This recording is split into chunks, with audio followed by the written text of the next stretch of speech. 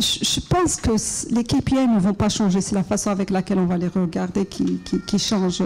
On va toujours suivre ce que veut dire une marque pour eux. On va toujours suivre la brand equity.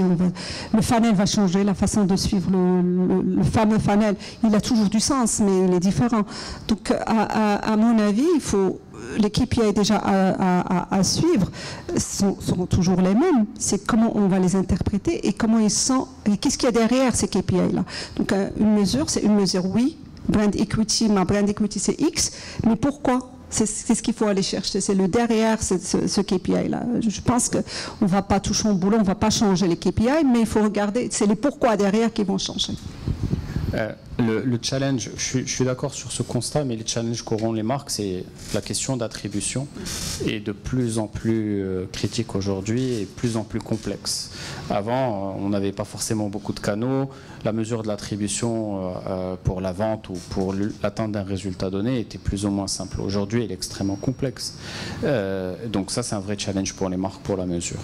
Et je pense qu'il faut beaucoup de maturité technologique pour pouvoir faire de la mesure et faire de l'attribution correctement. Je pense que les stacks technologiques, on va dire, doivent être extrêmement avancés pour pouvoir faire de la mesure. Et il faut être très intégré technologiquement des différents outils de mesure, surtout que là, nous faisons face à tout le changement là, avec le cookie-less, etc., etc. Et toutes les mesures de protection du consommateur qui font que la mesure devient de plus en plus complexe. Mais si je reviens à la notion d'expérience dont j'ai parlé tout à l'heure, je pense que les marques doivent mesurer la satisfaction par rapport aux différentes expériences. Et je pense que cette Gen Z est habituée à donner du feedback. C'est un point aussi qu'il faut en profiter et ne pas avoir peur. Demander le feedback, on le voit, les marques l'adoptent de plus en plus dans le secteur bancaire aussi avec de la collecte de feedback à chaque action, à chaque micro-expérience. Et c'est que comme ça que les opérateurs et les marques pourront réellement adresser et offrir de la valeur ajoutée à cette génération-là. Juste pour ajouter un point par rapport à la mesure de satisfaction, c'est justement, Hassan a parlé de le feedback après chaque transaction, c'est du bottom-up, mais il ne faut pas oublier qu'il faut quand même aussi mesurer la satisfaction au top-down, donc une satisfaction générale, même pas seulement suite à une expérience, mais de façon générale. Parce que oui, effectivement, une expérience X ou Y peut impacter nos sentiments à ce moment-là, mais peut-être que je suis quand même, par rapport à l'expérience générale, je reste quand même satisfaite, grosso modo. Donc il faut quand même, je pense, équilibrer entre du bottom-up et du top-down. Donc, bottom-up, c'est une mesure de satisfaction à chaque interaction, alors que le top-down, c'est quelle est votre satisfaction générale par rapport à toute l'expérience en totalité ou par rapport à la marque en général. Alors, il y a un élément fondamental dans chaque parcours et chaque expérience, bien évidemment, c'est toute la partie satisfaction. Hein. Une génération Z ne déroge pas à la règle, hein. C'est un consommateur avant tout, et il a besoin d'avoir à émettre un feedback et que le feedback soit écouté. Ça, c'est la première paire. La deuxième partie, et qui est très essentielle pour les gens de la tech, c'est qu'à l'ère de l'IA et Big Data et autres, on mesure tout. Et c'est voilà, entre telco et banque, en fait, tous les micro-actions sur n'importe quelle interface, on les capte.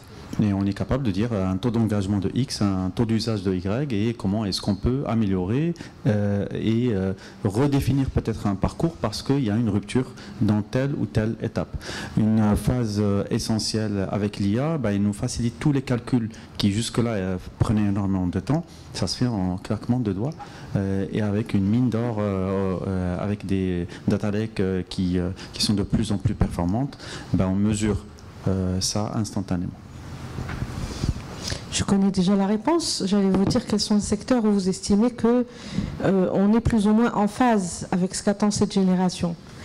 Mais selon vous, quels sont les secteurs où il reste quand même un grand effort aujourd'hui à faire pour s'aligner?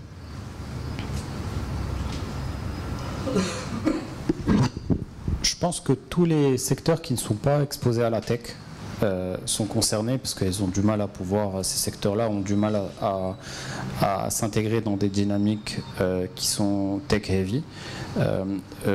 Et le Marocain a toujours prouvé, quelle que soit la génération, que lorsque l'offre existe, la demande elle suit. On l'a vu, on a testé les Marocains à différentes étapes depuis le début de l'ère du digital, depuis le paiement des factures jusqu'à l'adoption du self-care et du e-banking. On a vu que lorsque l'offre elle est à maturité sur un certain secteur d'activité, qu'elle apporte une réelle valeur ajoutée aux consommateurs, les niveaux d'adoption ils montent d'une manière extrêmement importante.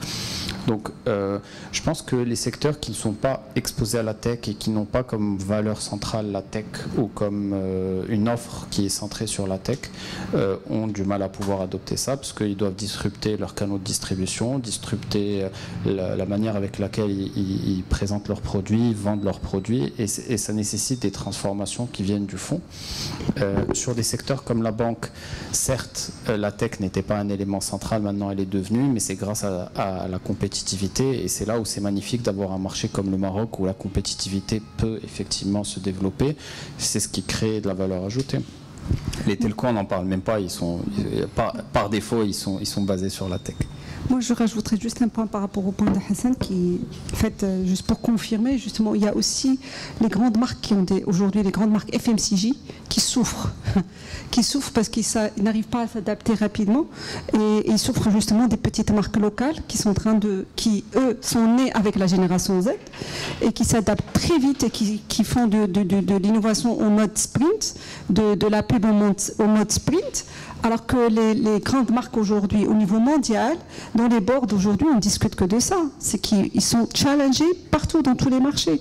Je sais qu'au Maroc, sans citer de nom, des grandes marques qui ont toujours été des leaders, soit au Maroc, en Algérie ou en Tunisie, aujourd'hui, ils n'arrivent plus à faire face à des marques locales parce que justement, il y a la lourdeur derrière.